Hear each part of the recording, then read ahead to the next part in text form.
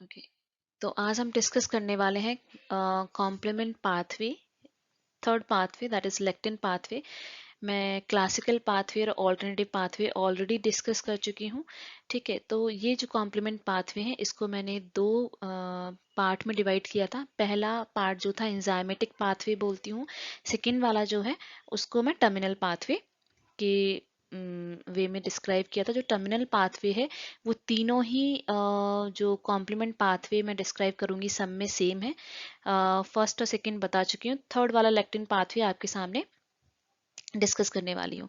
ये जो lectin pathway है 1987 में फर्स्ट टाइम डिस्क्राइब किया गया था। और ये जो पाथवे है लेक्टिन पाथवे, ये फीचर्स जो है दोनों ही पाथवे के सिमिलर शेयर करता है, alternative pathway and classical pathway.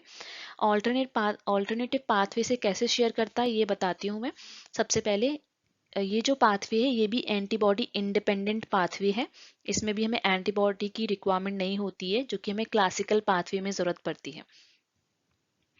तो इस तरीके से ये ऑल्टरनेटिव पाथवे के सिमिलर होता है।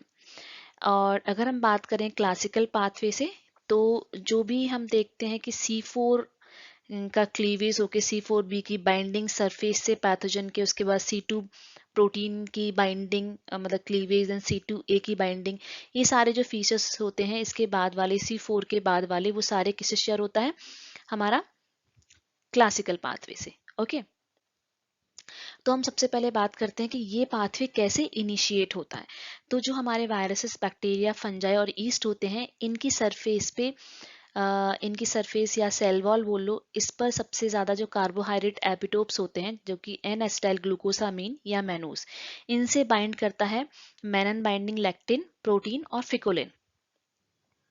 तो जब Menon binding lectin protein bind करता है, मींस इस कार्बोहाइड्रेट एपिटोप्स को सरफेस में जो प्रेजेंट होंगे पैथोजेंस के, वायरस, बैक्टीरिया, फंजाई, ईस्ट के, ये एमबीएल या फिकोलिन रिकॉग्नाइज करेगा।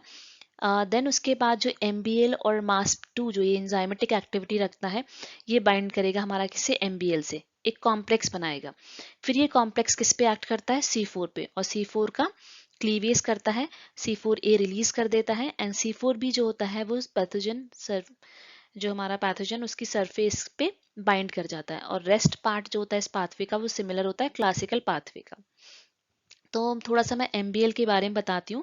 एमबीएल जो होते हैं वो कलेक्टिन फैमिली है, उसके मेंबर्स हैं, और जो प्रोटीन्स इन्वॉल्व होती हैं that is called the Menen binding lectin. और इसके बाद हम बात करते हैं फिकुलिन की, ये भी नोबल लैक्टिन्स होते हैं। एमबीएल मास्प2 क्या होता है, ये हमारा mannan binding lectin associated serine protease 2 enzyme होता है जो कि एक्ट करता है C4 पे और क्लीव करता है। ओके, सो ये हमने देखा इस तरीके से ये जो लेक्टिन पाथवे है वो हमारा कार्बोहाइड्रेट एपिटोप्स प्रेजेंट होते हैं, एन एसिटाइल ग्लूकोसामीन और मैनोज। तो एन एसिटाइल ग्लूकोसामीन को फिकोलिन और एमबीएल दोनों ही रिकॉग्नाइज कर सकते हैं, लेकिन मैनोज को रिकॉग्नाइज सिर्फ एमबीएल करता है। एमबीएल और फिकोलिन ऑलरेडी प्रेजेंट होते हैं होस्ट में यानी ह्यूमंस में। एंड जैसे ही कोई वायरस, बैक्टीरिया, फंजाई, ईस्ट आता है, उनकी सेल वॉल पे कार्बोहाइड्रेट एपिटोप्स प्रेजेंट होते हैं, एन एसिटाइल ग्लूकोसामीन और मैनोज।